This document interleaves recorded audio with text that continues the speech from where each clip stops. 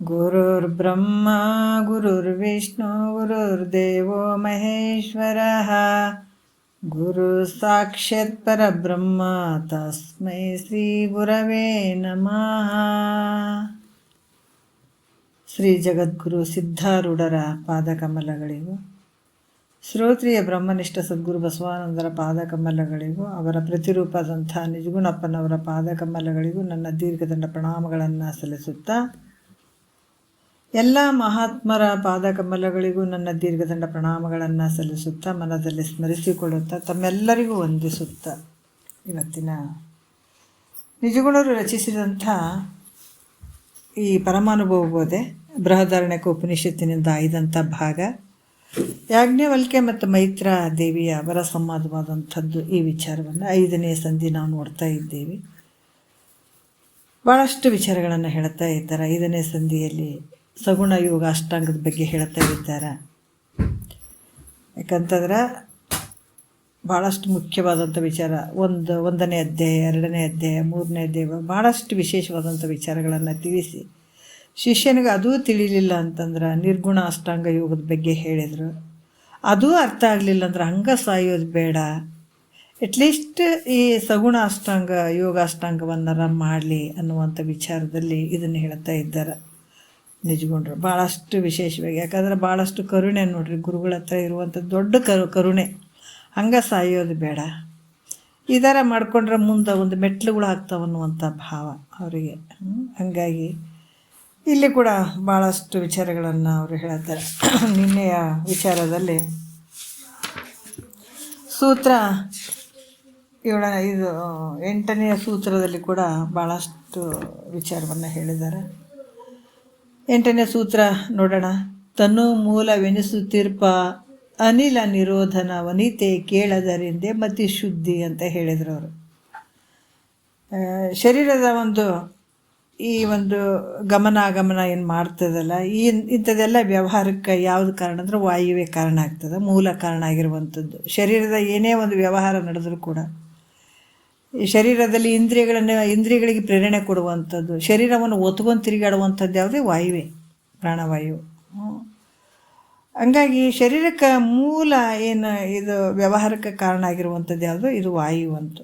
ಯಾಕಂದರೆ ವಾಯುವಿನ ಚೇಷ್ಟೆಯಿಂದಲೇ ಶರೀರದ ಇಂದ್ರಿಯಗಳು ಎಲ್ಲ ನಡೀತಾವೆ. ಅಂಥ ವಾಯುವನ್ನು ಪ್ರಾಣಾಯಾಮದಿಂದ ತಡೆಯಲು ಅವುಗಳಿಂದ ಬುದ್ಧಿ ಶುದ್ಧ ಆಗ್ತದೆ ಅಂತ ಹೇಳ್ತಾರೆ.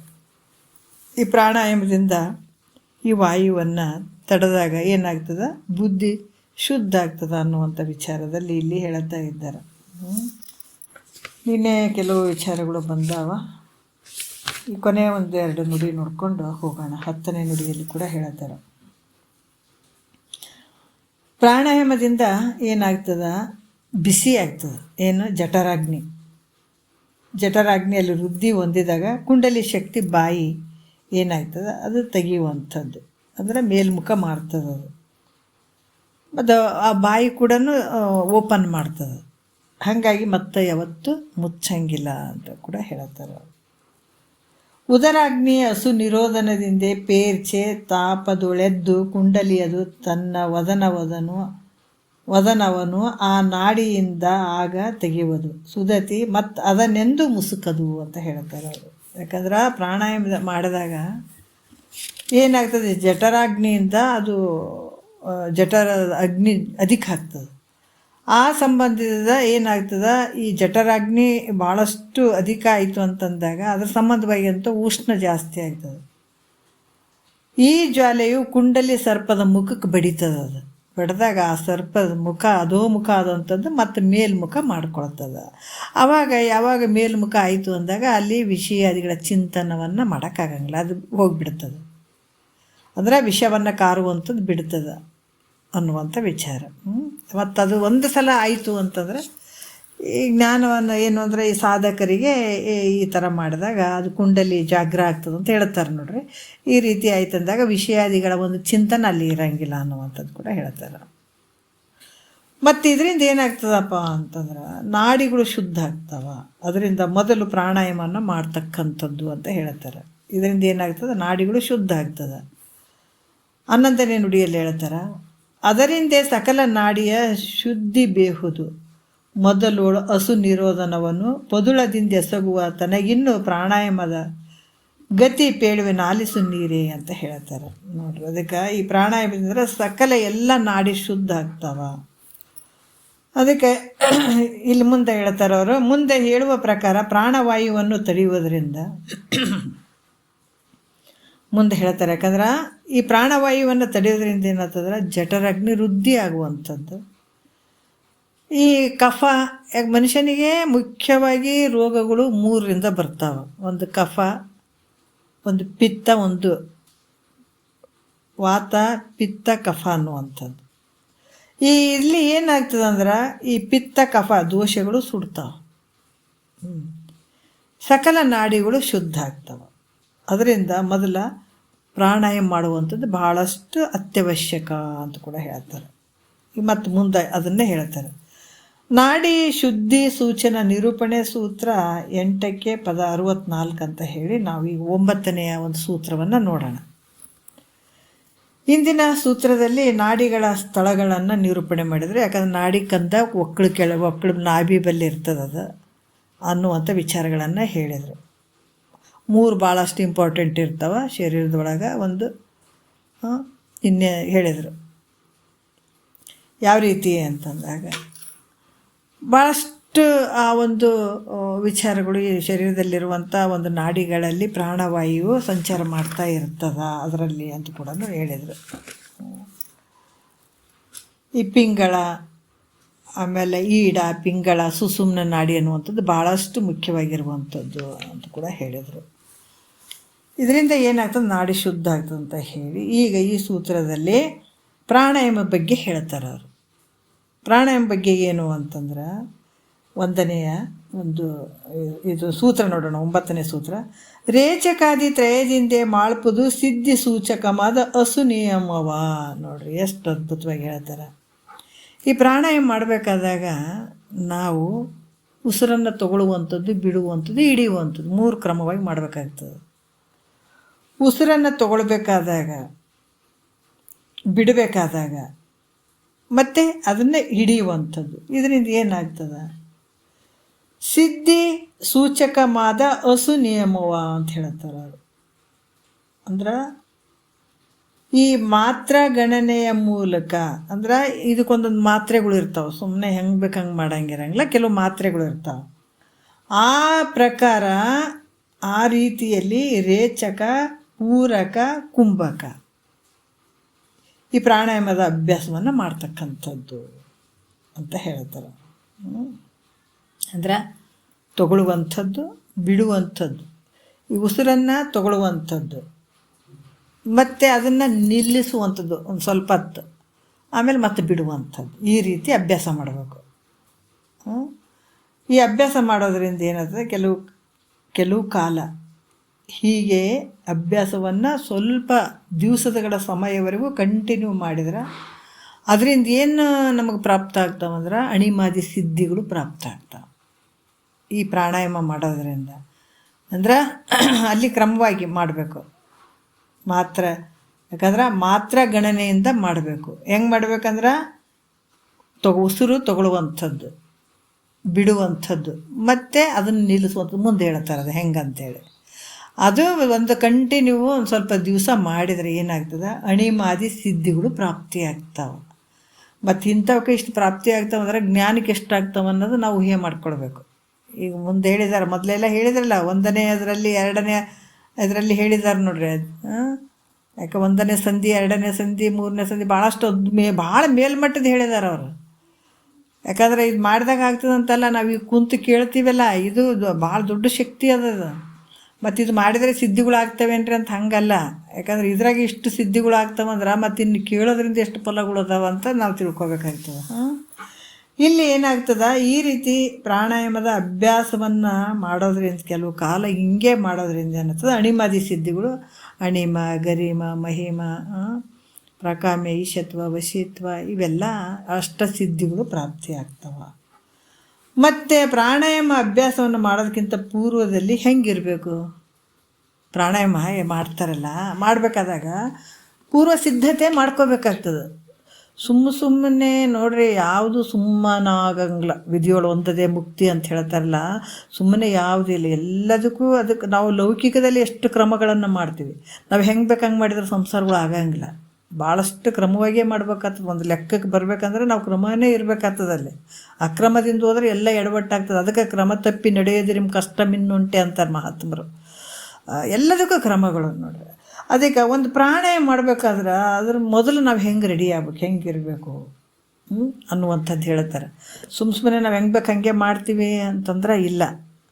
ಇದಕ್ಕೂ ಕೂಡ ಕೆಲವು ವಿಚಾರಗಳು ಹೇಳ್ತಾರೆ. ಒಂದನೇ ನುಡಿಯಲ್ಲಿ ಹೇಳ್ತಾರೆ, ಪದುಳಿಗನಾಗಿ ಚಿತ್ತದೋಳು ಒಂದು ವಕ್ರವಿಲ್ಲದೆ ಸುಖಾಸಿನ ನೆನೆಸಿ ಗುರುಪದ ಕಂಜವನು ನೆನೆದು ಹಸು ನಿರೋಧನವನು ಸುದತಿ ಕೇಳಾರೈದು ಮಾಡ್ಪುದು ಅಂತ ಹೇಳ್ತಾರೆ ನೋಡಿ. ಸುದತಿ ಅಂದ್ರೆ ಆಕೆ ಹಲ್ಲುಗಳು ಮೆಕ್ಕೆಯತ್ತನೇ ಯಾವ ರೀತಿ ಜೋಡಿಸ್ದಂಗಿರ್ತಾವೆ ಹಂಗಿದ್ದು ಅಂತ ಮೈತ್ರಾದೇವಿ ಹಲ್ಲುಗಳು ಇಲ್ಲಿ ವರ್ಣನೆ ಮಾಡ್ತಾರೆ. ಸುದತಿಯೇ ಆಲಿಸು, ಕೇಳು, ಎಲ್ಲವನ್ನ ತಿಳಿಸ್ಲಿಕ್ಕೆ ಕೂತಿದ್ದಾರೆ ಯಾಜ್ಞವಲ್ಕರು. ಎಷ್ಟು ಆನಂದ ಆಗ್ಯದವ್ರಿಗೆ. ಇದನ್ನು ಕೇಳ್ತೀನಂದ್ರೇ ಆನಂದ ಆಗಿಬಿಡ್ತದೆ ಮಹಾತ್ಮರಿಗೆ. ಏನೇ ಆಗಲಪ್ಪ, ಭೂಮಿಗೆ ಬಂದಿದ್ದಾನ, ತನ್ನನ್ನು ತಾನು ತಿಳ್ಕೊಳಕ್ಕೆ ಪ್ರಯತ್ನ ಮಾಡ್ತಾ ಇದ್ದಾನಲ್ಲ ಅನ್ನುವಂಥದ್ದು ಭಾಳಷ್ಟು ಸಂತೋಷ ಆಗಿಬಿಡ್ತದೆ. ಕೇಳಿದಾಗೆ ಭಾಳ ಸಂತೋಷ ಆಗಿಬಿಡ್ತದೆ. ಹಾಗಾಗಿ ಬರೀ ಆಕೆ ಕೇಳಿದ್ರೇ ಅವ್ರು ಹೇಳಿದ್ರು, ಯವ್ವ ಮೈತ್ರ ಮತಿ ಉಂಟೆ ಜಡರಿಗೆ ಅದ್ವೈತವನು ಅರಿಯಲಿಕ್ಕೆ ಸತಿನಿನ ಸುಕೃತಿ ಪೇಳುವನ್ನ ಕೇಳು ಅಂದ್ಬಿಟ್ರು ನೋಡು. ಜಗತ್ತಿನೊಳಗೆ ಬುದ್ಧಿಗೆ ದೈತ ಇವೆಲ್ಲ ನೋಡು ಎಲ್ಲ ಹೆಂಗದ. ಜಡರಂದ್ರೆ ತನ್ನ ಜ್ಞಾನನಿಲ್ಲ, ಪರರ ಜ್ಞಾನನೇ ಇಲ್ಲದೆ ಇರುವಂಥ ಈ ಕಟ್ಟಿಗೆ, ಕಲ್ಲು, ಮಣ್ಣು ಅವೆಲ್ಲ ಇರ್ತಾವೆ, ಜಡ ಅದಾವಲ್ಲ. ಆ ಜಡದಂಗೆ ಅದಾವ ಇವೆಲ್ಲ ಸಂಸಾರಕ್ಕೆಲ್ಲ ಬಿದ್ದಾವಲ್ಲ. ಇವೆಲ್ಲ ಜಡ ಇದ್ದಂಗೆ, ಕಲ್ಲು ಮಣ್ಣುಗಳು ಇದ್ದಂಗೆ. ಅವಕ್ಕೆ ಏನದು ಹೇಳೋಕೆ? ಅವಕ್ಕೇನು ಗೊತ್ತದು? ಏನಿಲ್ಲ. ಅವು ಮನುಷ್ಯರ ಲೆಕ್ಕದಾಗ ಅಲ್ಲ ಅಂತಾರೆ ಅವ್ರು ಮಹಾತ್ಮರು. ನಾವು ಶರೀರ ತೊಟ್ಕೊಂಡು ಬಂದು ಇಷ್ಟೆಲ್ಲ ವ್ಯವಹಾರ ಮಾಡ್ತೀವಿ ಅಂತಂದ್ರೂ ಕೂಡ ಅವ್ರ ಲೆಕ್ಕದಾಗ ನಾವು ಮನುಷ್ಯರಲ್ಲ ಅಂತಾರೆ ಅವರು. ಅದಕ್ಕೆ ಮನ ಎತ್ರ ಗಚ್ಚಂತಿ ತತ್ರ ಗಚ್ಚಂತಿ ವಾನರಹ ಅಂತ ಹೇಳಿಬಿಟ್ಟಿದ್ದಾರೆ ಅವರು. ಯಾವಾಗ ಗುರುವಾಕ್ಯವನ್ನು ಕೇಳಿಕೊಂಡು ಶ್ರುತಿಯೋ ಎತ್ರ ಗಚ್ಚಂತಿ ತತ್ರ ಗಚ್ಚಂತಿ ನರಹ ಅಂತ ಹೇಳಿದಾರೆ. ಯಾರು ಇದನ್ನು ಮಾಡ್ಕೊಳ್ತಾರೆ ಅವ್ರು ಮನುಷ್ಯರು ಅಂತ ಹೇಳಿದ್ದಾರೆ. ಇದನ್ನು ಮಾಡ್ಕೊಳ್ದೇ ಇದ್ದಾರೆ ನರ ಅಂದ್ರೆ ಈ ಪ್ರಾಣಿ ಪಕ್ಷಿಗಳು. ಇನ್ನೂ ಅವು ಒಂದು ರೀತಿ ಚಲೋ ಅಂತಾರೆ. ಅದಕ್ಕಿಂತ ಕನಿಷ್ಠ ಅಂತ ಮನುಷ್ಯ ಯಾರದ್ದು. ಅದಕ್ಕೆ ಸ್ಥಿರ ಮುಕ್ತಿ ಪಡೆಯದ ನರ ಜನ್ಮ ಬೇಕೆ, ಪರಮನ ನೆಲೆಗಾಣದ ಅತಿ ಜನ್ಮ ಏಕೆ ಅಂತ ಹೇಳ್ತಾರಲ್ಲ. ಅದಕ್ಕೆ ಇಲ್ಲಿ ಹೇಳ್ತಾರೆ, ಭಾಳಷ್ಟು ವಿಷಯದಾಗ ಹೇಳ್ತಾರೆ. ಸಲೆ ಸತ್ಯವಿಲ್ಲದ ಸುಜನತ್ವ ಬೇಕೆ, ಮಳೆವ ಕಾಮನ ಕೊಲ್ಲದ ಅತಿತನ ಬೇಕೆ, ಭಾಳ ಅಳಿಯಾಸೆ ಗೆಡದಿಯ ಸನ್ಯಾಸ ಬೇಕೆ, ಒಳಗೆ ಸಂಶಯ ಗುಂಬು ಅದ್ವೈತ ಬೇಕೆ ಅಂತ ಹೇಳ್ತಾರೆ. ಇದನ್ನು ತಿಳ್ಕೊಳ್ಳೋದೇ ಇದ್ರೆ ಜನ್ಮನೇ ಏನಾಗ್ತದೆ, ಅದು ವ್ಯರ್ಥ ಆಗಿಬಿಡ್ತದೆ. ಅದಕ್ಕೆ ಆ ಮನುಷ್ಯರೇ ಅನ್ನಂಗಿಲ್ಲ. ಮಹಾತ್ಮರು ಏನಂತಾರೆ, ಇವು ಎಲ್ಲ ಕೂಳಿಗೆಗೆ ಬದುಕಿದವ್ರಿ, ಇವು ಎದಕ್ಕೆ ಬಂತು ಇವು ಭೂಮಿಗೆ ಭಾರ ಅಂತಾರೆ ಅವರು. ನಾವು ದೊಡ್ಡ ಶ್ರೀಮಂತರಿ, ಹಂಗೆ ರಾಜ್ಯರಿ, ಹಿಂಗೆ ಏನು ಮಾಡಿ ಏನಪ್ಪ, ಎಲ್ಲ ವ್ಯರ್ಥ ಅಲ್ಲ. ಏನಿರ್ದೊಡೆ ನಮ್ಮ ನಿಜ ಬೋಧೆ ಒಂದಿಲ್ಲದಿರೆ ಕಾನನದ ಬೆಳೆದಿಂಗಳಂತೆ ನಿಷ್ಫಲವು. ತೊಗೊಂಡು ಏನು ಮಾಡ್ತೀಯೋ ಇಂಥ ಜನ್ಮವನ್ನು ತೊಗೊಂಡು ಏನು ಮಾಡ್ತೀವಿ? 100 ವರ್ಷ ಬದುಕಿದ್ರೆ ಎಲ್ಲ ವ್ಯರ್ಥ ಆಯ್ತಲ್ಲೋ. 100 ವರ್ಷ ಬದುಕಿದ್ರೆ ವ್ಯರ್ಥ ಆಯ್ತು, ಹಾಳಾಗೋಯ್ತು, ಜೀವನ ಹಾಳಾಗೋಯ್ತು. ಇಂಥ ಮಾನವ ಜನ್ಮ ಮುತ್ತಿನ. ಅದಕ್ಕೆ ಏನು ಮಂಗನ ಕೈಗೆ ಮಾಣಿಕ್ಯದಂತೆ ಹಾಂಗು ಹಿಂಗು ಕಳೆದಿತ್ತಂತೆ. ಇದು ಹಂಗೆ ಹಿಂಗೆ ಕಳ್ಕೊಂಡು ಹೋಗ್ಬಿಡ್ತಲ್ಲ. ಮಂಗನ ಕೈಗೆ ಮಾಣಿಕ್ಯ ಕೊಟ್ರಿ ಬೆಲೆ ಗೊತ್ತಾಗ್ತದೇನೋ? ಅದಕ್ಕೆ ಗೊತ್ತಾಗಂಗಿಲ್ಲ. ಅದು ಹಂಗೆ ಕಳೆದು ಬಿಟ್ಟು ಹೋಗಿಬಿಡ್ತದ ನೋಡ್ರಿ. ಮಹಾತ್ಮರು ಎಷ್ಟು ಕರುಣೆಯಿಂದ ಹೇಳ್ತಾರೆ. ಇಲ್ಲಿ ಕೂಡ ಹೇಳ್ತಾರೆ. ಏನು ಹೇಳ್ತಾರಪ್ಪ ಅಂದ್ರೆ, ಪ್ರಾಣಾಯಾಮವನ್ನು ಅಭ್ಯಾಸ ಮಾಡೋದಕ್ಕಿಂತ ಪೂರ್ವದಲ್ಲಿ ಕೆಲವು ವಿಚಾರಗಳು ಇರ್ತವೆ. ಸುದತಿ ಈ ವಿಚಾರ ಇದಕ್ಕೆ ಬಂತು. ಮೈತ್ರಾದೇವಿ ಅಷ್ಟು ಕೇಳಿದಕ್ಕೆ ಭಾಳ ಖುಷಿಯಾಗಿ ಹೇಳಕತ್ತಾರೆ. ಅದಕ್ಕೆ ಕೇಳು, ಆಲಿಸು, ಎಲ್ಲ ತಿಳ್ಕೊ, ಎಲ್ಲವನ್ನ ತಿಳ್ಕೊ, ಯಾವುದು ನಿನಗೆ ಸರಿ ಅನ್ನಿಸ್ತದೆ ನೋಡು, ಇಷ್ಟೆಲ್ಲ ಹೇಳಿದ್ದೀನಿ ನಾನು ಅಂತ ಭಾಳಷ್ಟು ಪ್ರೀತಿಯಿಂದ ತಿಳಿಸಕತ್ತಾರೆ, ಒಲ್ಮೆಯಿಂದ. ಅದಕ್ಕೆ ಸದ್ಗುರುನಾಥ ಒಂದು ಪ್ರೀತಿಯಿಂದನೇ ತಿಳಿಸ್ಬೇಕು. ಅದ್ರಾಗ ಒಂದು ಹೇಳಿದ್ದಾರೆ, ಈಗ ನಮ್ಮ ನಿಜಗುಂಡ್ರ ಶಾಸ್ತ್ರ ಭಾಳಷ್ಟು ಅದ್ಭುತವಾದಂಥದ್ದು ಐತೆ. ಸಾಧಕರಿಗೆ, ಮುಮುಕ್ಷುಗಳಿಗೆ ಭಾಳಷ್ಟು ಒಂದು ಉತ್ಕೃಷ್ಟವಾದಂಥ ಗ್ರಂಥ ಇದು. ಯಾಕೆ ಇಷ್ಟು ಇದ್ರಾಗ ಪ್ರೀತಿ ತುಂಬ್ಯದ ಅವ್ರದ್ದು ಈ ಗ್ರಂಥದಲ್ಲಿ. ಯಾಕೆ ಬೇರೆ ಬೇರೆ ಗ್ರಂಥಗಳು ನಮ್ಗೆ ಅಷ್ಟು ಇದಾಗಲ್ಲ. ಆಗ್ತಾವೆ ಇಲ್ಲ ಅಂತ ನಾವು ಬೇರೆ ಬೇರೆ ಗ್ರಂಥಗಳು ಕನಿಷ್ಠ ಅಂತ ಹೇಳಂಗಿಲ್ಲ, ಎಲ್ಲನೂ ಶ್ರೇಷ್ಠನೇ ಅದಾವೆ. ಆದರೆ ಯಾರ್ಯಾರಿಗೆ ಏನೇನು ತೊಗೊಳ್ತಾರೋ ಅದು ತೊಗೊಳ್ತಾರೆ, ಇಲ್ಲ ಅಂತಿಲ್ಲ. ಆದರೆ ನಿಜಗುಂಡ್ರ ಶಾಸ್ತ್ರ ನಾವು ನೋಡಿದಾಗ ಭಾಳಷ್ಟು ಮಹಾತ್ಮರು ಕೂಡ ಹೇಳಿದ್ದಾರೆ. ಇದ್ರಾಗ ಹೆಂಗಂದ್ರೆ ನಿಜಗುಂಡ್ರು ಕೂಡ ಹೇಳಿದ್ದಾರೆ, ಈ ಗ್ರಂಥದಲ್ಲಿ ಅವ್ರು ಇಲ್ಲೇ ಈ ಗ್ರಂಥದಲ್ಲೇ ಅಡಕವಾಗಿದ್ದಾರೆ, ಇಲ್ಲೇ ಅವರು ಲೀನ್ ಆಗಿದ್ದಾರೆ ಅಂತ ನಾನಂತೂ ಖಂಡಿತ ಅಂದ್ಕೊಳ್ತೀನಿ. ನಾನು ನಿಜಗುಂಡ್ರು ಈ ಗ್ರಂಥದಲ್ಲೇ ಲೀನ್ ಆಗಿಬಿಟ್ಟಿದ್ದಾರೆ ಅಂತ ಅನ್ನಿಸ್ತದೆ. ಮತ್ತು ಏನು ಅಂತಂದ್ರೆ ಅವ್ರ ಸಂಕಲ್ಪ ಐತೆ ಇದರಲ್ಲಿ, ಆ ಒಂದು ಪ್ರೀತಿ ಐತೆ ಇದರಲ್ಲಿ, ಆ ಒಂದು ಕರುಣೆ, ಪ್ರೀತಿ, ಸಂಕಲ್ಪ ಎಲ್ಲ ಒಳಗೊಂಡது ಇದರಲ್ಲಿ. ಬರೀ ಅಕ್ಷರಗಳು ಇಲ್ಲ ಇದರಲ್ಲಿ. ಈಗ ಬೇರೆ ಬೇರೆ ನಾವು ಇದರಲ್ಲಿ ನೋಡಿದ್ರೆ ಬರೀ ನಾವು ಅಕ್ಷರಗಳನ್ನು ನೋಡ್ತೀವಿ, ಆದರೆ ಇದು ಹಾಗಲ್ಲ. ಇದು ಆ ಅಕ್ಷರಗಳು ಪಳ ಪಳ ಪಳ ಪಳ ಹೊಳಿತಾವೆ. ಇವು ಯಾವ ರೀತಿ ಅಂದ್ರೆ ಪ್ರೀತಿ, ಕರುಣೆ, ಸಂಕಲ್ಪ ಎಲ್ಲನೂ ತುಂಬಿದಾವೆ ಈ ಒಂದು ಶಬ್ದಗಳಲ್ಲಿ. ಅಷ್ಟೊಂದು ಉತ್ಕೃಷ್ಟವಾದಂಥದ್ದು. ಅದಕ್ಕೆ ಮೈತ್ರಾಗ ಯಾಜ್ಞವಲ್ಕ್ಯರು ಅದನ್ನೇ ಹೇಳ್ತಾರೆ, ಮೈತ್ರ ಏನು ಪುಣ್ಯ ಮಾಡಿದೀವ ನೀನು, ಇದನ್ನು ಕೇಳ್ತಿದ್ದಲ್ಲ. ಜಗತ್ತಿನಾಗ ಭೋಗಗಳು, ಇಹಲೋಕದ ಪರಲೋಕದ ಭೋಗಗಳು ಕೇಳೋರ ಭಾಳ ಜನ ಅದಾರ, ಅಂಥದ್ರಾಗ ಇಂಥ ಒಂದು ವಿಚಾರವನ್ನು ಕೇಳ್ತೀಯಲ್ಲ ಮೈತ್ರ, ಎಂಥ ಧನ್ಯಳು. ಸುಧತಿ ಕೇಳು, ಈ ವಿಶ್ವದೊಳಗೆ ನಿನ್ನಂತೆ ಪದಪಿಂದೆ ಕೇಳಿದವರು ಯಾರು ಉಂಟಪ್ಪ. ವಿಶ್ವದೊಳಗಂತ ಹೇಳ್ತಾರಂದಾಗ ನಾವೆಷ್ಟು ಧನ್ಯರು. ಅದೆಲ್ಲ ನೀವೆಲ್ಲ ಎಲ್ಲೆಲ್ಲದಿರೋ ಗೊತ್ತಿಲ್ಲ, ಒಂದೊಂದು ಊರಾಗ ಒಬ್ಬೊಬ್ರು ಅದೀರಿ, ಆದ್ರೆ ಅಷ್ಟು ಊರು ಜನ ಕೇಳಕತ್ತಾರೆ, ಒಬ್ಬರೇ ಕೇಳೋದು. ಒಂದು ಊರಿಗೆ ಅಷ್ಟು ಜನಸಂಖ್ಯೆ ಒಳಗೆ ಒಬ್ಬರು ಕೇಳಬೇಕಂತ ಒಂದು ಮನಸ್ಸು ಇರ್ತದಲ್ಲ. ಅವ್ರು ಹೇಳ್ತಾರೆ ವಿಶ್ವದೊಳಗಂತ ಹೇಳಿದಾರೆ ಅವರು, ವಿಶ್ವದೊಳಗೆ ನಿನ್ನಂತೆ ಪದಪಿಂದೆ ಅಂದರೆ ಯಾವಾಗನ ಕೇಳೋರು ಭಾಳ ಮಂದಿ ಅದಾರ. ಒಂದು ತಿಂಗಳಿಗೆ, 2 ತಿಂಗಳಿಗೆ, 3 ತಿಂಗಳಿಗೆ ಅಲ್ಲಿಟ್ಟು ಇಲ್ಲಿಟ್ಟು ಕಿಟ್ಟು ಸ್ವಲ್ಪ ಸ್ವಲ್ಪ ಸ್ವಲ್ಪ ಕೇಳೋರು ಭಾಳ ಮಂದಿ ಅದಾರ. ಆದರೆ ಪದಪಿಂದೆ ಕೇಳಿದವ್ರು ಯಾರೇಂಟು ಸತತವಾಗಿ ನಾ ಕೇಳಬೇಕು, ಇದನ್ನು ಕ್ರಮವಾಗಿ ಕೇಳಬೇಕಂತ ಕೇಳೋರು ಎಲ್ಲದಾರ? ಎಲ್ಲೋ ಅಪರೂಪ ನೋಡು ಮೈತ್ರ. ಅದಕ್ಕೆ ಸುಧತಿ ಕೇಳು, ಈ ವಿಶ್ವದೊಳಗೆ ನಿನ್ನಂತೆ ಪದಪಿಂದೆ ಕೇಳಿದವರು ಯಾರು ಉಂಟು. ಸದಮಳ ಆನಂದಾತ್ಮ ಪದಮುಕ್ತಿ ಪುಣ್ಯವಿಲ್ಲದವರಿಗೆ ಅದೆಂತ ಪೇಳ್ದವ್ರಿಗೊಳಗು ನೋಡು. ಸದಮಳ ಆನಂದಾತ್ಮ ಪದಮುಕ್ತಿ ಪುಣ್ಯವಿಲ್ಲದವರಿಗೆ ಅಂತ. ಪುಣ್ಯ ಇಲ್ಲದವ್ರಿಗೆ ಇದು ಹೆಂಗೆ ಸಿಗ್ತದೆ ಹೇಳು, ಹೆಂಗೆ ದೊರಕೊಳಗು? ಅದರಿಂದೇ ನೀ ಧನ್ಯ, ಅದರಿಂದೇ ಕೃತಾರ್ಥೆ, ಅದರಿಂದೇ ನೀನಿಲ್ಲಿ ಕೃತಕೃತ್ಯ, ಅದರಿಂದ ನಿನಗೆ ಪೇಳುವನ್ನು ಕೇಳು ಮೈತ್ರ. ಪದಪಿಂದ ಅದ್ವೈತ ವಿಷಯವನ್ನು ನಾ ಹಂಗೆ ಒಂದು ಇಟ್ಟಿಟ್ಟಿಟ್ಟು ಹೇಳಿ ಬಿಡಂಗಿಲ್ಲ, ನಾನು ಕ್ರಮವಾಗಿ ನಿನಗೆ ಹೇಳ್ತೀನಿ ನೋಡು. ಆದ್ರೆ ನಿನ್ನ ಬಳಿ ಕೆಲಸ ಅದ, ಹೆಂಗೆ ನೆರೆ ಕೇಳು, ಚೆನ್ನಾಗಿ ಕೇಳ್ಬೇಕು ನೀನು. ಇಷ್ಟಿಷ್ಟು ಇಟ್ಟು ಕೇಳದೆ ಇಟ್ಬಿಟ್ಟೆ ಅಂತಂದ್ರೆ ನಮ್ಮ ಆಗಂಗಿಲ್ಲ, ಕೆಲಸಗಳು ಆಗಂಗಿಲ್ಲ. ಅದಕ್ಕೆ ನೆರೆ ಕೇಳು, ಕೇಳಿದ್ದನ್ನು ಅರಿ, ಕೇಳಿದ್ದನ್ನು ಮತ್ತೆ ನೀ ಮನನ ಮಾಡ್ಕೋ, ತಿಳ್ಕೊ.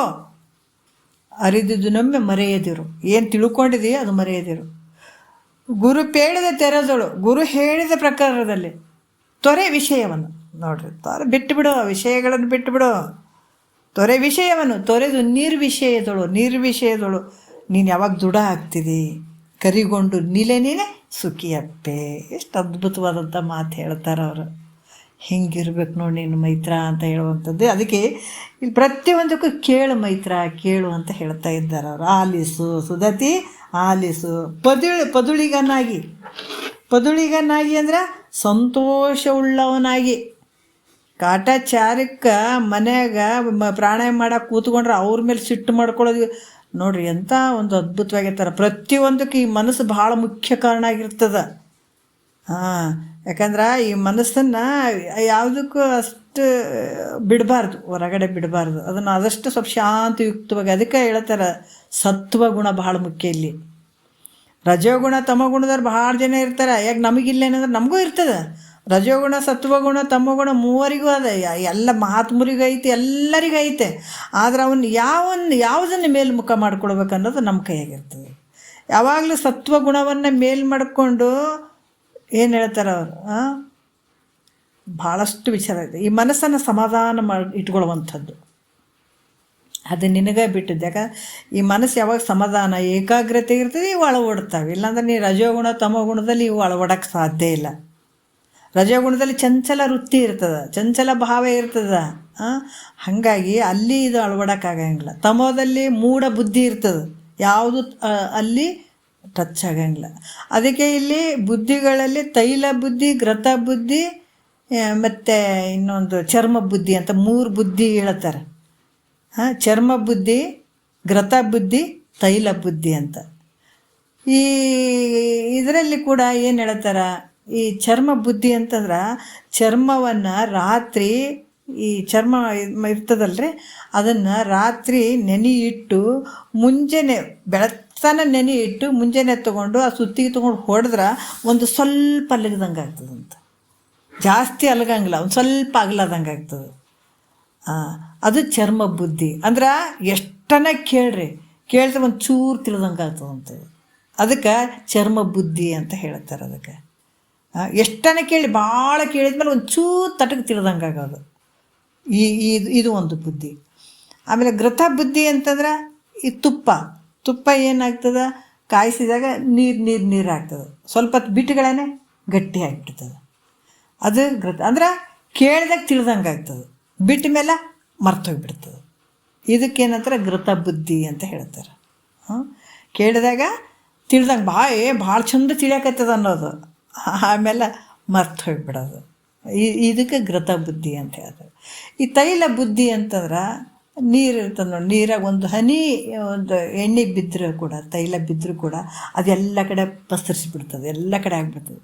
ಅದ್ರಾಗ ಗುರುವಾಕ್ಯ ಒಂದು ಚೂರು ಹೇಳಿದ್ರೆ ಎಲ್ಲವನ್ನ ಅರ್ಥ ಆಗಿಬಿಡುವಂಥದ್ದು. ಇದು ಒಂದು ತೀಕ್ಷ್ಣ ಬುದ್ಧಿ ಅಂದ್ರೆ ಇದು ತೈಲ ಬುದ್ಧಿ ಅನ್ನುವಂಥದ್ದು. ಈ ರೀತಿ ಇರ್ತಾವೆ. ಅದಕ್ಕೆ ಇಲ್ಲಿ ಕೂಡ ಈ 3 ಗುಣಗಳು ಎಲ್ಲರ ಹತ್ರ ಇರ್ತದೆ. ಈಗ ಈ ಶಾಸ್ತ್ರಕ್ಕೆ ತೈಲ ಬುದ್ಧಿ ಸ್ವಲ್ಪ ಕೇಳಿದ ತಕ್ಷಣ ಪಟ್ನ ಗೊತ್ತಾಗಿಬಿಡ್ತದೆ. ಈ ರೀತಿ ಇರುವಂಥದ್ದು. ಈ ಸತ್ವಗುಣದಲ್ಲಿ ಏನಪ್ಪ ಅಂತಂದ್ರೆ ನಾವು ಇದನ್ನು ಸ್ವಲ್ಪ ಮನಸ್ಸನ್ನು ಸಮಾಧಾನ ಇಟ್ಟುಕೊಂಡು ಏಕಾಗ್ರ ಭಾವದಿಂದ ಇದನ್ನು ಕೇಳಬೇಕಾಗ್ತದೆ. ಯಾವುದೇ ಆಗಲಿ ಕೇಳುವಂಥದ್ದು, ನಾವು ಪ್ರಾಣಾಯಾಮ ಇವೆಲ್ಲ ಮಾಡುವಂಥದ್ದು ಕೂಡ ಮನಸ್ಸು ಭಾಳಷ್ಟು ಏಕಾಗ್ರ ಭಾವದಿಂದ ಇರಬೇಕಾಗ್ತದೆ. ಅದಕ್ಕೆ ಪ್ರಾಣಾಯಾಮದ ಅಭ್ಯಾಸವನ್ನು ಮಾಡುವವನು ಮೊದಲು ಹೆಂಗಿರ್ಬೇಕಂತ ಸಂತೋಷದಿಂದ ಇರಬೇಕು. ಹುರ್ ಅಂತ ಅವ್ರಿಗೆ ಬೈಯೋದು, ಇವ್ರಿಗೆ ಬೈಯೋದು, ಹಂಗೆ ಹಿಂಗೆ ಅದು ಯಾವುದು. ಅದಕ್ಕೆ ಬೆಂಕಿ, ಈ ಕ್ರೋಧ ಅನ್ನುವಂಥದ್ದು ಬೆಂಕಿ ಏನು ಮಾಡ್ತದಂದ್ರೆ ತನ್ನ ಜಾಗವನ್ನು ಸುಡ್ತದೆ, ಆಮೇಲೆ ಸುತ್ತ ಜಾಗವನ್ನು ಸುತ್ತಲ್ದು ಎಳ್ಕೊತದೆ. ಅದೇ ರೀತಿ ಕೂಡ ಕ್ರೋಧ ಅನ್ನುವಂಥದ್ದು ಕೂಡ ತನ್ನನ್ನು ಮೊದಲು ಸುಡ್ತದೆ, ಆಮೇಲೆ ಸುತ್ತಲ್ದು ಬರ್ತದೆ. ಅದೇ ರೀತಿ ಕೂಡ ಈ ಪ್ರಾಣಾಯಾಮ ಮಾಡ್ಬೇಕನ್ನುವಂಥವನು ಮೊದಲು ಆ ಮನಸ್ಸಿನಲ್ಲಿ ಏನೊಂದು ಚಿಂತೆ ಇಲ್ಲದವನಾಗಿರ್ಬೇಕು. ಅದು ಇದು ಅಂತ ಚಿಂತೆ ಮಾಡುವಂಗಿಲ್ಲ. ಯಾಕಂದರೆ ಇದು ಹಾಗೇನೆ. ಅದಕ್ಕೆ ಇದು ಹೆಚ್ಚಾಗಿ ಸತ್ವಗುಣವನ್ನು ಮಾಡ್ಕೊಳ್ಳುವಂಥದ್ದು ಯಾರ ಕೈಯಾಗ ಐತೆ ಅಂದ್ರೆ ನಮ್ಮ ಕೈಯಾಗ ಐತದ. ಗುಣವನ್ನು ಯಾವಾಗ ಜಾಸ್ತಿ ಮಾಡ್ಕೊಳ್ತೀವಿ ಇದು ಅಳವಡ್ತದೆ, ಇಲ್ಲಾಂದ್ರೆ ಸಾಧ್ಯನೇ ಇಲ್ಲ. ಅದಕ್ಕೆ ಇದು ಎಲ್ಲ ನಿನ್ನ ಕೈಯಾಗಿರ್ತದೆ. ಯಾವ ರೀತಿ ಅಂದ್ರೆ ಸಂತೋಷವಾಗಿರ್ಬೇಕು, ಮನಸ್ಸು ಸಂತೋಷ ಚಿತ್ತನಾಗಿ, ಮನಸ್ಸಿನಲ್ಲಿ ಏನೊಂದು ಚಿಂತೆ ಇಲ್ಲದವನಾಗಿರ್ತಕ್ಕಂಥದ್ದು ಮನಸ್ಸಿನಲ್ಲಿ ನೋಡ್ರಿ. ಅದಕ್ಕೆ ಪೊದುಳುಗಿಯನಾಗಿ ಅಂದರೆ ಸಂತೋಷ ಉಳ್ಳಂಥವನಾಗಿ, ಚಿತ್ತದೋಳು ಒಂದು ವಕ್ರವಿಲ್ಲದೆ ಅಂದರೆ ಚಿತ್ತದಲ್ಲಿ ಒಂದು ಚಿಂತನವಿಲ್ಲದೆ, ಯಾವುದು ಚಿಂತೆ ಯಾವ ಇರಬಾರ್ದಲ್ಲಿ, ಖಾಲಿ ಇರಬೇಕು. ಅದಕ್ಕೆ ಇವೆಲ್ಲ ಯಾಕಂತಂದ್ರೆ ನೋಡ್ರಿ ಅಲ್ಲಿ ಯಾವ ವಿಷಯಗಳು ಇರಬಾರ್ದಲ್ಲಿ. ಅದಕ್ಕೆ ಇಲ್ಲೇನಾದ್ರೆ ಯಾವ ಚಿಂತೆ ಇಲ್ಲದವನಾಗಿರ್ತಕ್ಕಂಥದ್ದು, ಹೀಗೆ ನಿಶ್ಚಿಂತೆ ಇರಬೇಕು. ನಿಶ್ಚಿಂತನಾಗಿ ಆಸನದಲ್ಲಿ ಕುಳಿತುಕೊಂಡು ನಿಶ್ಚಿಂತೆಯಾಗಿ ಒಂದು ಕಡೆ ಹಾಸಿಕೊಂಡು ಅದ್ರ ಮೇಲೆ ಕುಳಿತುಕೊಂಡು ಸಂಪೂರ್ಣ ಇದನ್ನು ನಾವು ಹೆಂಗೆ ಪ್ರಾಣಾಯಾಮ ಕೂಡ ನಾವು ಹೆಂಗೆ ಬೇಕು ಹಂಗೆ ಮಾಡ್ತೀವಿ ಅನ್ನೋದಿಲ್ಲ. ಎಲ್ಲೋ ಒಂದು ಟಿ ವಿ ನೋಡ್ಕೊಂಡು ಮಾಡ್ತೀವಿ, ಆಮೇಲೆ ನಾವು ಎಲ್ಲೋ ದೂರ ಗುರುಗಳು ಇರಲಾರ್ದೇ ನಾವು ಇದನ್ನು ಪುಸ್ತಕದಾಗ ಓದ್ಕೊಂಡು ಮಾಡ್ತೀವಿ ಅನ್ನುವಂಗಿಲ್ಲ. ಯಾಕಂದ್ರೆ ಸದ್ಗುರುವಿನ ಎದುರುಗಡೆನೇ ಈ ಯೋಗವನ್ನು ಹೇಳುವಂಥ ಪ್ರಾಣಾಯಾಮ ಹೇಳುವಂಥ ಗುರುಗಳ ಎದುರುಗಡೆನೇ ಕೂತ್ಕೊಂಡು ಅವ್ರಿಗೆ ಹೇಳಿದಂಗೆ ಮಾಡಬೇಕಾಗ್ತದೆ. ನಾವು ಪುಸ್ತಕ ಓದ್ಕೊಂಡು ಮಾಡ್ತೀವಿ ಅಂದರೆ ಯಾವತ್ತೂ ಮಾಡಬಾರ್ದು ಇದು. ಮತ್ತು ಟಿ ವಿ ನೋಡಿಕೊಂಡು, ಯಾಕಂದ್ರೆ ನೀ ಮಾಡೋದು ಹೆಂಗೆ ಮಾಡ್ತೀನಿ ಅವ್ರಿಗೆ ಹೆಂಗೆ ಗೊತ್ತಾಗಬೇಕು. ಅವ್ರು ಎದುರುಗಡೆ ಇದ್ರಂದ್ರೆ ನೀವು ಉಸಿರಾಟ ಹಿಂಗೆ ತೊಗೊಳ್ರಿ, ಉಸಿರಾಟ ಹಿಂಗೆ ಬಿಡ್ರಿ, ಉಸಿರಾಟ ಇಲ್ಲಿ ನಿಲ್ಲಿಸ್ರಿ, ನೀವಿಷ್ಟು ಸಂತೋಷವಾಗಿ ಇರಬೇಕು. ಫಸ್ಟ್ ಅವರೆಲ್ಲ ಏನು ಭಜನ್ಸ್ ಮಾಡ್ತಾರೆ, ಶ್ಲೋಕ ಹೇಳಿಸ್ತಾರೆ. ಯಾಕಂದರೆ ಇವನ್ನೆಲ್ಲ ಯಾಕೆ ಮಾಡಿಸ್ತಾರ, ಗುರುಗಳ ಹತ್ರ ಕೂತ್ಕೊಂಡಾಗ ಫಸ್ಟು ಶ್ಲೋಕಗಳು ಈ ಸ್ತುತಿಗಳನ್ನು ಯಾಕೆ ಮಾಡಿಸ್ಬೇಕು ಅಂತಂದ್ರೆ ಮನೆಯಿಂದ ಬಿಟ್ಟು ಬಂದಿರ್ತಾರೆ ಆಯಿತಾ, ಮನ್ಯಾಗ ಭಾಳಷ್ಟು ಗದ್ದಲುಗಳು ಮಧ್ಯೆ ಇರ್ತೀವಿ, ಮನಸ್ಸು ಗದ್ದಲ್ದಾಗಿರ್ತದೆ. ಯಾವಾಗ ಗುರು ಹತ್ರ ಬಂದು ಕೂತ್ಕೊಂಡಾಗ ಒಂದು ಭಜನೆ ಒಂದು ಶ್ಲೋಕ ಇವೆಲ್ಲ ಹೇಳಿದಾಗ ಮನಸ್ಸು ಒಂದು ಜಾಗಕ್ಕೆ ಬಂದು ನಿಲ್ತದೆ, ಒಂದು ಸ್ವಲ್ಪ ಏಕಾಗ್ರತೆ ಆಗ್ತದೆ. ಹಾಗಾಗಿ ಫಸ್ಟು ಸ್ತುತಿ ಮಾಡೋದು ಶ್ಲೋಕ ಮಾಡೋದು ಇದೆಲ್ಲ ಮಾಡಿಸಿ ನಂತರ ನಿನ್ನ ಮನಸ್ಸು ಒಂದು ಸ್ಥಿಮಿತಕ್ಕಂತ ಹೇಳ್ತಾರೆ ಅವರು. ಮತ್ತು ನೀನು ಪೂರ್ವ ತಯಾರಿನೂ ಮಾಡ್ಕೊಳ್ಬೇಕು. ನಾನು ಇದನ್ನು ಮಾಡ್ಕೊಳ್ಬೇಕಂದ್ರೆ ನನ್ನ ಮನಸ್ಸು ಸಮಾಧಾನ ಇಟ್ಕೊಳ್ಬೇಕು ಅನ್ನುವಂಥದ್ದು ನೀನು ಮಾಡಬೇಕು. ಹೆಂಗೆ ಬೇಕು ಹಂಗೆ ಹರಿಬಿಡ್ತೀನಿ ಅನ್ನುವಂಥದ್ದಲ್ಲ. ಅದಕ್ಕೆ ಹೇಳ್ತಾರೆ ನಿರ್ವಿಷಯದಳು ಅಂತ ಹೇಳ್ಯಾರ ಅವರು. ಯಾವ ವಿಷಯಾದಿಗಳ ಕಡೆ ಈ ಮಾರ್ಗಕ್ಕೆ ಬರಬೇಕಾದ್ರೆ ವಿಷಯಾದಿಗಳ ಕಡೆ ಭಾವ ಇರಬಾರ್ದು.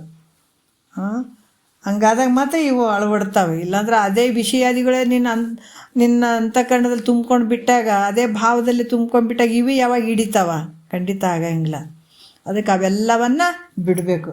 ಬಿಟ್ಟು ಇಲ್ಲೇನಂದ್ರೆ ನಿಶ್ಚಿಂತನಾಗಿ ಆಸನದಲ್ಲಿ ಕುಳಿತುಕೊಂಡು ಅರ್ಧ ನಿಮಿಲಿತ ದೃಷ್ಟಿ ಉಳ್ಳವನಾಗಿ, ಅಂದರೆ ಕಣ್ಣು ಪೂರ್ತಿ ಮುಚ್ಚಬಾರ್ದು, ಸ್ವಲ್ಪ ತೆಗೆದಿರ್ಬೇಕು ಇಷ್ಟೇ. ಅರ್ಧ, ಅಷ್ಟು ಮುಚ್ಚಿರಬಾರ್ದು, ಅಷ್ಟು ತೆಗೆದಿರಬಾರ್ದು, ಅರ್ಧನೇ ಇರಬೇಕದು.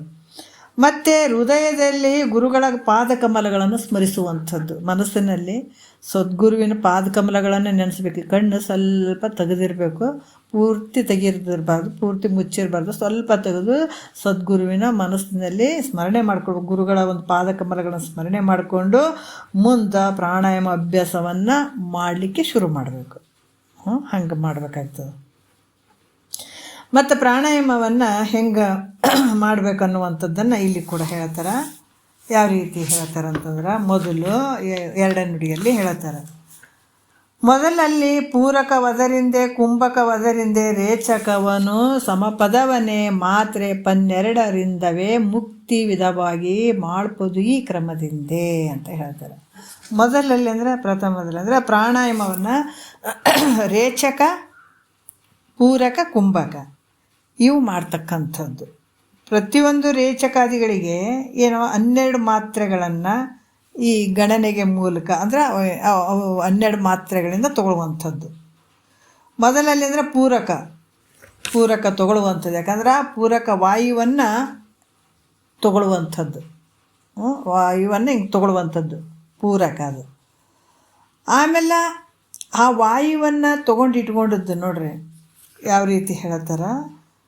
ಕುಂಭಕ ಅದರಿಂದ ಪೂರಕ ಫಸ್ಟು ಉಸಿರನ್ನು ಹಿಂಗೆ ತೊಗೊಳ್ಳುವಂಥದ್ದು, ಆಮೇಲೆ ಉಸಿರನ್ನು ನಿಲ್ಲಿಸುವಂಥದ್ದು, ಸ್ವಲ್ಪ ತಡಿ ಹಿಡಿಬೇಕು ಉಸಿರನ್ನು, ಅದು ಕುಂಭಕ ಅಂತ ಹೇಳ್ತಾರೆ. ರೇಚಕ ಅಂದರೆ ಮತ್ತು ಉಸಿರನ್ನು ಮೆಲ್ಲಕ್ಕೆ ಬಿಡುವಂಥದ್ದು.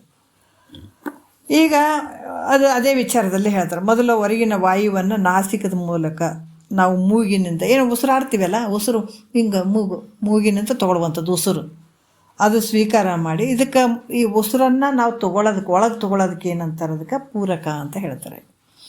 ಮೂಗಿನಲಿಂದ ತೊಗೊಳ್ಳುವಂಥದ್ದು. ಮತ್ತು ಒಳಗೆ ಎಳೆದುಕೊಂಡಂಥ ಮೂಗು ಭ್ರೂ ಮಧ್ಯಾದಿ ಅಂತ ಹೇಳ್ತಾರೆ. ಭ್ರೂ ಮಧ್ಯ ಅಂದರೆ ಈ ಭ್ರೂ ಮಧ್ಯೆ, ಈ ಹುಬ್ಬಿನ ಮಧ್ಯೆ ಇರ್ತದಲ್ಲ, ಅಲ್ಲಿ ಭ್ರೂ ಮಧ್ಯದ ಸ್ಥಳದಲ್ಲಿ ತಡೆಯುವಂಥದ್ದು ಉಸಿರನ್ನು. ಅದನ್ನು ಈ ವಾಯುವನ್ನು ತಡೆಯುವಂಥದ್ದು, ಆ ಸ್ಥಾನಗಳ ಇದಕ್ಕೇನು ಹೇಳ್ತಾರೆ, ಕುಂಭಕ ಅಂತ ಕೂಡ ಹೇಳ್ತಾರೆ. ಮತ್ತು ತಡೆದ ಒಂದು ಅದಕ್ಕೂ ಇದಾದವ ಹೇಳ್ತಾರೆ. ಯಾಕಂದ್ರೆ ತಡೆದಿರುವ ವಾಯುವನ್ನು ಮತ್ತು ಮೆಲ್ಲಕ್ಕೆ ಬಿಡುವಂಥದ್ದು. ಉಸಿರನ್ನು ತೊಗೊಂಡು ಅಲ್ಲಿ ನಿಲ್ಲಿಸಿ ಮತ್ತು ಮೆಲ್ಲಕ್ಕೆ ಆ ಉಸಿರನ್ನು ಬಿಡುವಂಥದ್ದಕ್ಕೆ ರೇಚಕ ಅಂತ ಹೇಳ್ತಾರೆ. ಈ ರೀತಿ ಮಾಡಬೇಕಾದ್ರೆ 12 ಲಘು ಅಕ್ಷರಗಳನ್ನು ಉಚ್ಚರಿಸುವ ಕಾಲಕ್ಕೆ, ಅಂದರೆ 12 ಸಲ, ಅಂದರೆ 12 ಸಲ ಅದನ್ನು ತಗೊಳ್ಳುವಂಥದ್ದು, ನಿಲ್ಲಿಸುವಂಥದ್ದು, ಬಿಡುವಂಥದ್ದು. ಈ ರೀತಿ ಅಕ್ಷರಗಳನ್ನು, ಲಘು ಅಕ್ಷರಗಳನ್ನು ಉಚ್ಚರಿಸುವ ಕಾಲದ ಪರ್ಯಂತರ ಪೂರೈಸಿ ಅಲ್ಲಿ ತನಕ ಅದನ್ನು ಉಸಿರನ್ನು ತಗೊಳ್ಳುವಂಥದ್ದು. ಮೆಲ್ಲಕ ಅಕ್ಷರಗಳನ್ನು 1 2 3 4 12 ಅಕ್ಷರಗಳನ್ನು ಉಚ್ಚರಿಸುವ ಕಾಲದ ಪರ್ಯಂತರ ಅದನ್ನು ಉಸಿರನ್ನು ತಗೊಳ್ಳುವಂಥದ್ದು. ಅದೇ ಪ್ರಕಾರ ಉಸಿರನ್ನು ಹಿಡ್ಕೊಳ್ಳುವಂಥದ್ದು. 12 ಲಘು ಅಕ್ಷರಗಳನ್ನು ಮತ್ತು ಅದೇ ಪ್ರಕಾರ ಅಲ್ಲಿ ನಿಲ್ಲಿಸುವಂಥದ್ದು, ಅದೇ ಪ್ರಕಾರ ಅದನ್ನು ಬಿಡುವಂಥದ್ದು. ಈ ಪ್ರಕಾರ ಪ್ರಾಣಾಯಾಮದ ಅಭ್ಯಾಸವನ್ನು ಮಾಡಬೇಕು ಅಂತ ಹೇಳ್ತಾರೆ. ಮತ್ತು ಈ ಪೂರಕ, ಅದರ ಪೂರಕಾದಿ ಸ್ವರೂಪಗಳ ಹೆಂಗದಾವ ಅಂತ 3ನೇ ನುಡಿಯಲ್ಲಿ ಹೇಳ್ತಾರೆ. ನೋಡೋಣ ಮತ್ತೇನು ಹೇಳ್ತಾರ ಅಂತಂದ್ರೆ, ಇಲ್ಲಿ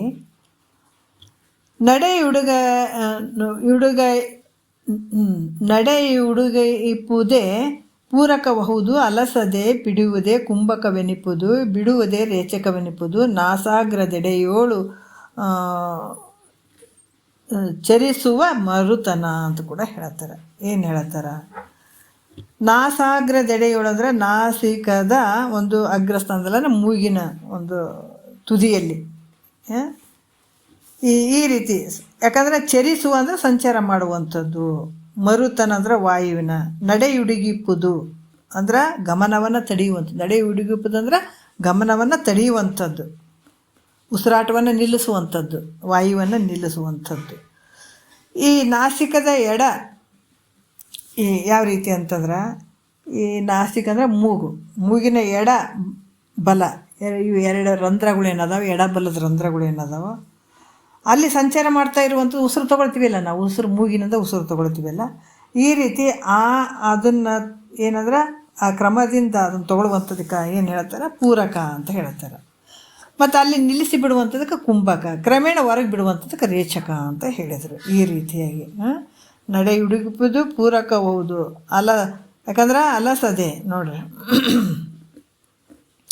ಈ ರೀತಿಯಾಗಿ ಇಲ್ಲಿ ಕೂಡ ಭಾಳಷ್ಟು ವಿಚಾರಗಳನ್ನು ಹೇಳ್ತಾರೆ. ಯಾಕಂದ್ರೆ ಅಲಸದೆ ಅಂತಂದ್ರೇನು, ಒಂದು ಚೂರು ಅಲಸ್ಯ ಮಾಡಿದೆ, ಸೋಮಾರಿತನ ಇಲ್ಲದೆ ಪಿಡಿಯುವುದು ಅಂದರೆ ಹಿಡಿಯುವಂಥದ್ದು, ಅದಕ್ಕೆ ಕುಂಭಕ ಅಂತ ಹೇಳಿಸ್ತದೆ. ಬಿಡುವುದು ರೇಚಕ ಅನಿಸುವಂಥದ್ದು. ಈ ರೀತಿಯಾಗಿ ಈ ವಾಯುವನ್ನು ಇಡುವಂಥದ್ದು ಮಾಡುವಂಥದ್ದಕ್ಕೆ ಈ ರೀತಿಯಾಗಿ ಹೇಳ್ತಾರೆ. 4ನೇದಲ್ಲಿ ಮಾತ್ರೆ ಅಂತ ಯಾವುದಕ್ಕೆ ಹೇಳ್ತಾರೆ, ಅದನ್ನು ಹೆಂಗೆ ತಿಳಿಬೇಕಂದ್ರೆ ಇದಕ್ಕೆ ಉತ್ತರ ಹೇಳ್ತಾರೆ. ವನಿತೆ ಕೇಳು, 6 ಲಘು ಎನ್ನಿಪ ಅಕ್ಕರವನ್ನು ನಾಲಿಗೆಗಳು ಉಚ್ಚರಿಪ ವೇಳೆ ಎನ್ನಿಪುದು ಮಾತ್ರೆ ತದ್ಗಣನೆಯಿಂದವೇ ಆಡಲು ಅನಿತು ವೇಳೆಯಲ್ಲಿ ಮಾತ್ರೆ ಎನ್ನಿಪುದು ಅಂತ ಹೇಳ್ತಾರೆ ಅವರು.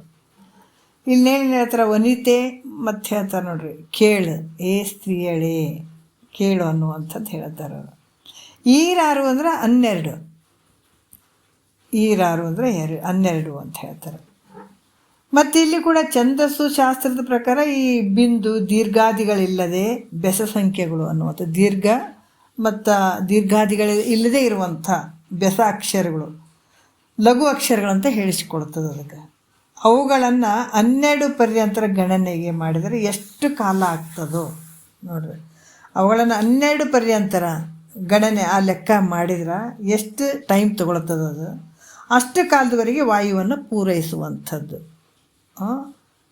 ಅದು ಯಾವ ರೀತಿ 12ರ ಒಂದು ಅಕ್ಷರ ಹೇಳೋವರೆಗೂ ಅದಕ್ಕೆ ಎಷ್ಟು ಟೈಮ್ ತೊಗೊಳ್ತದ, ಅಷ್ಟು ಕಾಲದವರೆಗೆ ವಾಯುವನ್ನು ತಗೊಳ್ಳುವಂಥದ್ದು, ಅಷ್ಟೇ ಕಾಲದವರೆಗೆ ಅದನ್ನು ನಿಲ್ಲಿಸುವಂಥದ್ದು, ಅಷ್ಟೇ ಕಾಲದವರೆಗೆ ಅದನ್ನು ಸಾವಕಾಶವಾಗಿ ಹಿಡಿದಂಥ ವಾಯುವನ್ನು ಬಿಡುವಂಥದ್ದು. ಈಗ ಉದಾಹರಣೆ ನಾವು 3 ಸಲ 3 ಹೇಳುವಂಥದ್ದು, 1 2 3 ಅಂತ 5 ಅಂತ ಅಂದ್ಕೊಳ್ರಿ, 1 2 3 4. ಈ ಉಸಿರು ತೊಗೊಳ್ಬೇಕಾದಾಗ ಮೆಲ್ಲಕ್ಕೆ ಉಸಿರು ತೊಗೊಳ್ಬೇಕಾ 1 2 3 4 5 ಅಂತ ಹಿಂಗೆ ಮೆಲ್ಲಕ್ಕೆ ತೊಗೊಳ್ಬೇಕು. ತೊಗೊಂಡು ಅದೇ ಪ್ರಮಾಣದ 1 2 3 4 5 ಅಂತ ಅದೇ ಪ್ರಮಾಣದಲ್ಲೇ ಅಲ್ಲಿ ಉಸಿರನ್ನು ನಿಲ್ಲಿಸುವಂಥದ್ದು, ಮತ್ತು ಅದೇ ಪ್ರಮಾಣದಲ್ಲಿ ಮೆಲ್ಲಕ್ಕೆ ಬಿಡುವಂಥದ್ದು. ಇದು ಉದಾಹರಣೆಗೆ ಹೇಳಬೇಕಂದ್ರೆ ಹಿಂಗೆ ಬಿಡುವಂಥದ್ದು. ಎಷ್ಟು ಪ್ರಮಾಣದಲ್ಲಿ ತೊಗೊಂಡಿರ್ತೀವಿ ಅಷ್ಟು ಟೈಮ್ ಅಲ್ಲಿ ನಿಲ್ಲಿಸುವಂಥದ್ದು, ಉಸಿರನ್ನು ನಿಲ್ಲಿಸಿ ಮೆಲ್ಲಕ್ಕೆ ಬಿಡುವಂಥದ್ದು. ಇದು ಸಾವಕಾಶವಾಗಿ ಹಿಡಿದು ವಾಯುವನ್ನು ಬಿಡ್ತಕ್ಕಂಥದ್ದು ಅಂತ ಕೂಡ ಇಲ್ಲಿ ಹೇಳ್ತಾರೆ. ಮತ್ತು ಈಗ 5ನೇ ನುಡಿಯಲ್ಲಿ ಹೇಳ್ತಾರೆ, ಭಾಳಷ್ಟು 12 ಅದಾವ, 24 ಅದಾವ, 30 ಅದಾವ ಮಾತ್ರೆಗಳ ಪ್ರಕಾರ ಪ್ರಾಣವಾಯುವನ್ನು ಮಾಡುವಂಥದ್ದು. ಯಾಕಂದ್ರೆ ಭಾಳಷ್ಟು ಅಷ್ಟು ಟೈಮ್ ನಮ್ಗೆ ಹಿಡ್ಕೊಳಕ್ಕಾಗಂಗಿಲ್ಲ, ಅಷ್ಟು ಬೇಗ ತೊಗೊಳಕ್ಕಾಗಂಗಿಲ್ಲ. ಮೊದಲ ಒಂದು 12 ಮಾತ್ರೆಗಳನ್ನು ತೊಗೊಳ್ಳುವಂಥದ್ದು, ನಂತರ 24 ತೊಗೊಳ್ಳುವಂಥದ್ದು, 36 ಅವರವ್ರ ಅನುಸಾರವಾಗಿ ತೊಗೊಳ್ಳುವಂಥದ್ದು. ಈ ರೀತಿಯಾಗಿ ಇಲ್ಲಿ ಕೂಡ ಪ್ರಾಣಾಯಾಮವನ್ನು ಮಾಡುವಂಥವ್ರು ಕ್ರಮವಾಗಿ ಅದು ಮಂದ ಮಧ್ಯ ಉತ್ತಮ ಅಂತ 3 ಪ್ರಕಾರದಿಂದ ಹೇಳಿಸ್ಕೊಳ್ಪಡ್ತದೆ. ಅದು ಈ ರೀತಿ 5ನೇ ನುಡಿಯಲ್ಲಿ ಹೇಳ್ತಾರೆ. ಮುಂದೆ 12 ಚೆವ್ವಿಸು ಛತ್ತೀಸಂಗಳೆಂದೆಸೆವ ಎನಿಸುವ ಮಾತ್ರೆಯೊಡಗೂಡಿ ಮಂದ ಮಧ್ಯಮ ಉತ್ತಮವೆಂದು ಪ್ರಾಣಾಯಾಮದಂದ ಮಿರ್ಪುದು 3 ತೆರನಾಗಿ 3 ತೆರದ ರೀತಿಯಿಂದ ಪ್ರಾಣಾಯಾಮಗಳು ಅದಾವ ಅಂತ ಹೇಳ್ತಾರೆ. ಯಾವ ರೀತಿ ಅಂದರೆ, ಪ್ರಾಣಾಯಾಮ ಈ ರೀತಿಯಾಗಿ ಅಭ್ಯಾಸವನ್ನು ಮಾಡ್ತಾ ಹೋದಾಗ ಅದು 12 ಮಾತ್ರೆಯ ಪರ್ಯಂತರ ಹೇಳುವಂಥದ್ದು, ಪೂರೈಸುವಂಥದ್ದು. ಯಾಕಂದ್ರೆ 12 ಚೆವ್ವಿಸ್ ಅಂದರೆ 24, ಛತ್ತೀಸಂಗಳು ಅಂದರೆ 36. ಈ ರೀತಿಯಾಗಿ ಮಾಡುವಂಥದ್ದು. ಮಾತ್ರೆಗಳು ಅಂದರೆ ಇಷ್ಟಂತ ಅಕ್ಷರಗಳು ಇರ್ತಾವೆ. ಪ್ರಾಣಾಯಾಮ ಉಕ್ತ ರೀತಿಯ ಅಭ್ಯಾಸವನ್ನು ಮಾಡ್ತಾ ಹೋದಾಗ ಅದು 12 ಮಾತ್ರೆಯ ಪರ್ಯಂತರ ಪೂರೈಸಿ 12 ಮಾತ್ರೆಯ ಪರ್ಯಂತರ ಯಾವುದು 12 ರೀತಿಯಿಂದ 12 ಒಂದು ಮಾತ್ರೆಯ ರೀತಿಯಲ್ಲಿ ತೊಗೊಂಡ್ರೆ 12 ಮಾತ್ರೆ ಅಷ್ಟೇ ಅಲ್ಲಿ ಕುಂಬಿಸ್ಬೇಕು, ಅಂದರೆ ನಿಲ್ಲಿಸಬೇಕು. 12 ಮಾತ್ರೆ ಅಷ್ಟೇ ಅದು ಹೊರಗೆ ಬಿಡಬೇಕು, ಮೆಲ್ಲಕ್ಕೆ ಬಿಡುವಂಥದ್ದು. ಈ ರೀತಿ ಮಾಡೋದಕ್ಕೆ ನೋಡಿರಿ, ಪೂರೈಸಿ 12 ಮಾತ್ರೆಯ ಪರ್ಯಂತರ ಕುಂಬಿಸಿ ಅಷ್ಟೇ ವೇಳೆ ಬಿಟ್ಟರೆ ಅದು ಕನಿಷ್ಠ ಪ್ರಾಣಾಯಾಮ ಅಂತ ಅನಿಸ್ಕೊಳ್ತದೆ. 12 ಅಷ್ಟೇ ಕಡಿಮೆ ಪ್ರಮಾಣದಾಗ ತೊಗೊಳ್ಳುವಂಥದ್ದು, ಅದಕ್ಕೆ ಕನಿಷ್ಠ ಪ್ರಾಣಾಯಾಮ ಅಂತ ಕೂಡ ಹೇಳ್ತಾರೆ. ಮತ್ತು 24 ಮಾತ್ರೆಯ ಪರ್ಯಂತರ ಇನ್ನೂ ಜಾಸ್ತಿ ಮಾತ್ರೆಗಳನ್ನು ತೊಗೊಂಡು ಮೆಲ್ಲಕ್ಕೆ ಉಸಿರನ್ನು ತೊಗೊಳ್ಳೋದು, ಮೆಲ್ಲಕ್ಕೆ ಅಲ್ಲಿ ನಿಂದ್ರಿಸೋದು. ಅಷ್ಟು 24 ಮಾತ್ರೆಯ ಪರ್ಯಂತರ ಆ ಉಸಿರನ್ನು ಅಲ್ಲೇ ನಿಲ್ಲಿಸಿ 24 ಮಾತ್ರೆಯ ಪರ್ಯಂತರ ಪೂರೈಸಿ ಅಷ್ಟೇ ಪ್ರಕಾರ ಕುಂಬಿಸೋದು, ಅಂದರೆ ಅಲ್ಲೇ ನಿಲ್ಲಿಸೋದು. ಮತ್ತು ಅದನ್ನು ಅಷ್ಟೇ ಪ್ರಮಾಣ ಅದನ್ನು ಬಿಡುವಂಥದ್ದು, ಮೆಲ್ಲಕ್ಕೆ ಬಿಡುವುದು. 24 ಮಾತ್ರೆ ಪರ್ಯಂತರ ಅದನ್ನು ಹೊರಗೆ ಬಿಡುವಂಥದ್ದು. ಈ ರೀತಿ ಮಾಡೋದಕ್ಕೆ ಏನು ಹೇಳ್ತಾರೆ, ಮಧ್ಯಮ ಪ್ರಾಣಾಯಾಮ ಅಂತ ಕೂಡ ಹೇಳಿಸ್ಕೊಳ್ತದೆ. ಮತ್ತು ಇದಕ್ಕೆಲ್ಲ ಸ್ವಲ್ಪ ಅಭ್ಯಾಸ ಬೇಕಾಗ್ತದೆ. 12 ಈ ರೀತಿ ಒಂದು 5 ಆಗಲಿ 12 ಆಗಲಿ, ಆಮೇಲೆ ಈ ಬರ್ತಾ ಜಾಸ್ತಿ ಮಾಡ್ಕೊಳ್ಳುವಂಥದ್ದು ಇರ್ತದಲ್ಲಿ. ಈಗ ಮತ್ತು 36 ಮಾತ್ರೆಯ ಪರ್ಯಂತರ, ಅದರ 36 ಮಾತ್ರೆಯ ಪರ್ಯಂತರ ಮೆಲ್ಲಕ್ಕೆ ಉಸಿರು ಎಳಿಬೇಕು, ಮತ್ತು ಅಲ್ಲಿ ಅಷ್ಟೇ ಪ್ರಮಾಣದಾಗ ನಿಲ್ಲಿಸಬೇಕು, ಮತ್ತು ಮೆಲ್ಲಕ್ಕೆ ಬಿಡಬೇಕು. ಇದಕ್ಕೇನು ಹೇಳ್ತಾರೆ, ಉತ್ತಮ ಪ್ರಾಣಾಯಾಮ ಅಂತ ಹೇಳ್ತಾರೆ. 36 ಮಾತ್ರೆಯ ಪರ್ಯಂತರ ಅದು ಭಾಳಷ್ಟು ಲಾಂಗ್ ತೊಗೊಳ್ತದೆ ಟೈಮು, ಅದಕ್ಕೆ ಉತ್ತಮ ಅನ್ನಿಸ್ತದ ಅಂತ ಕೂಡ ತಿಳ್ಕೊ ಮೈತ್ರ ಅಂತ ಹೇಳ್ತಾರೆ. ಉತ್ತಮ ಅಂತ ತಿಳಿ ಮೈತ್ರ ಅಂತ ಹೇಳ್ತಾರೆ ಅವರು. ಮತ್ತು ಪ್ರಾಣಾಯಾಮ ನಿಲ್ಲಿಸುವ ಸ್ಥಳವನ್ನು ಹೇಳ್ತಾರೆ ಅವರು. ಏನು ಹೇಳ್ತಾರೆ, ಎಲ್ಲೆಲ್ಲಿ ನಿಲ್ಲಿಸಬೇಕು ನೋಡಿರಿ, ಎಷ್ಟು ಅದ್ಭುತವಾಗಿ ಹೇಳ್ತಾರೆ. 6ನೇ ನುಡಿಯಲ್ಲಿ ನಿಲ್ಲಿಪುದು ನಾಭಿ ಹೃದಯ ಕಂಠವೆನಿಪಡೆಯೊಳಗೆ ಹಸು ದೃಢತರ ಅನುಮಾಗಿ ತಿಳಿಯಲು ಉತ್ತಮ ಮಧ್ಯಮ ಅಧಮ ಕ್ರಮದೊಳ ಒಟ್ಟ ಮಾತ್ರಾನುವಿಧಿಯಿಂದ ಅಂತ ಹೇಳ್ತಾರೆ ಅವರು. ತಿಳಿಯಲು ಅಂದರೆ ವಿಚಾರ ಮಾಡಲಾಗಿ, ಇಲ್ಲಿ ಮಧ್ಯಮ ನೋಡ್ರಿ, ಅಧಮ ಉತ್ತಮ ಈ ರೀತಿಯಾಗಿ, ಅಂದ್ರೆ ಉತ್ತಮ ಮಧ್ಯಮ ಕನಿಷ್ಠ ಈ ರೀತಿಯಾಗಿ ಪ್ರಾಪ್ತಿಯಾಗಿರುವಂಥದ್ದು. ಇಲ್ಲಿ ಏನು ಹೇಳ್ತಾರೆ, 36 ಮಾತ್ರೆ 24 ಮಾತ್ರೆ 12 ಮಾತ್ರೆ ಅಂತ ಹೇಳಿದ್ದು ಅದಕ್ಕೆ ಹೇಳಿದ್ದಾರೆ. ತಮ್ಮ ಒಂದು ಶಕ್ತಿಯ ಪ್ರಕಾರ, ಅಂದರೆ ತಮ್ಮ ಅಧಿಕಾರಕ್ಕೆ ಅನುಗುಣವಾಗಿ.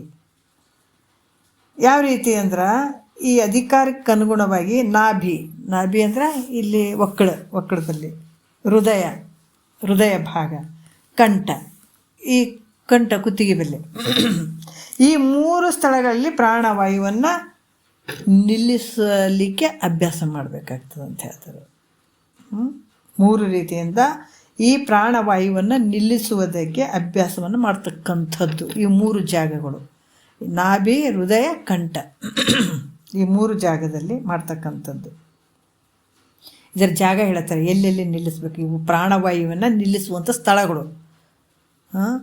ಭಾಳಷ್ಟು ವಿಚಾರಗಳು ಹೇಳ್ತಾರೆ ನೋಡ್ರಿ. ಯಾಕಂದ್ರೆ ನಾಭಿ ಭಾಗ, ಹೃದಯ ಭಾಗ, ಕಂಠದ ಭಾಗದಲ್ಲಿ ಇವನ್ನ ಮೆಲ್ಲಕ್ಕೆ ಮಾಡ್ತಾ ಹೋಗುವಂಥದ್ದು. ಇಲ್ಲಿ ಈ ರೀತಿಯಾಗಿ 3 ಸ್ಥಳದಲ್ಲಿ ಪ್ರಾಣವಾಯುವನ್ನು ನಿಲ್ಲಿಸ್ತಕ್ಕಂಥದ್ದು. ಈ ವಾಯು ಒಳಗೆ ಗಮನ ಮಾಡಿದರೆ ಏನಾಗ್ತದೆ, ಅಪಾನ ವಾಯು ಅನ್ನಿಸ್ತದ, ಹೊರಗೆ ಗಮನ ಮಾಡಿದರೆ ಪ್ರಾಣ ಅನ್ನಿಸ್ತದ ಅಂತ ಹೇಳ್ತಾರೆ ಅವರು. ಈಗ 7ನೇ ನುಡಿ ಒಂಚೂರು ನೋಡಿಬಿಡೋಣ. ತಿಳಿ ನಾಭಿ ಕಂದವೇ ಮನೆಯಾಗಿ ನಾಸಾಗ್ರದೊಳು ಸುಳಿವ ಅನಿಲನ ಗತಿಯದು ಒಳ ಹೋಗುವುದ ಪಾನವೆನಿಪುದು ಪೊರಮೊಡಲೆಲೆ ನೀರೇ ಪ್ರಾಣವೆನಿಸುತ್ತಿರ್ಕು ಅಂತ ಹೇಳ್ತಾರೆ ಅವರು.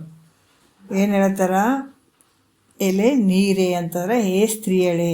ನಾಭಿ ಕಂದವೆ ಅಂದರೆ ನಾಡಿ ಗಡ್ಡೆ, ನಾಭಿ ಕಂದ ಅಂದ್ರೇನು ಗಡ್ಡೆ, ಅದು ನಾಭಿ ಯಾಕಂದ್ರೆ ಅದು ವಾಸಸ್ಥಳವಾಗಿರುವಂಥದ್ದು. ಅಂದ್ರೆ ವಾಯು ಏನು ಮಾಡ್ತದೆ ಅಂತಾರ, ನಾಭಿ ಸ್ಥಳದಲ್ಲಿಯೇ ತಾನು ವಾಸ ಮಾಡಿಕೊಂಡಿರುವಂಥದ್ದು.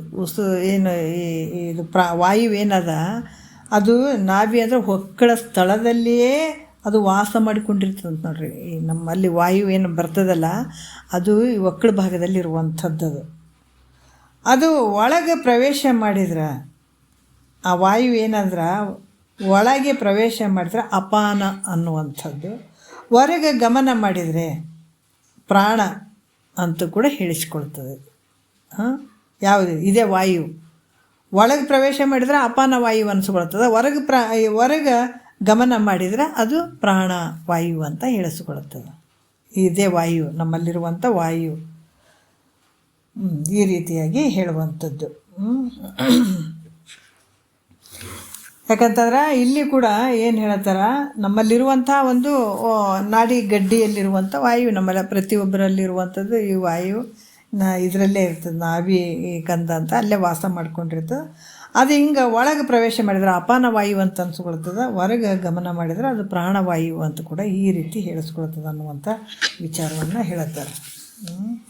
ಮತ್ತಿನ್ನು ಐತೆ ಮುಂದೆ 8ನೇದು ಭಾಳಷ್ಟು. ಮತ್ತು ಯಾವ ರೀತಿ ಈ ಒಂದು ರೇಚಕ, ಪೂರಕ ಮತ್ತು ಕುಂಭಕ ಇವುಗಳನ್ನು ಯಾವ ರೀತಿ ಮತ್ತೆ ಮಾಡಬೇಕು ಮುಂದನ್ನುವಂಥದ್ದು ಭಾಳ ಅದ್ಭುತವಾಗಿ ಅವ್ರು ಹೇಳ್ತಾರೆ 8ನೇ ನುಡಿಯಿಂದ. ಮತ್ತೆ ನಾಳೆ ನೋಡೋಣ. ಒಂದೆರಡು ಮತ್ತು ಗುರುಗಳ ಪಾದಕ್ಕೆ ಅರ್ಪಿಸಿ ಹರ ಓಂ.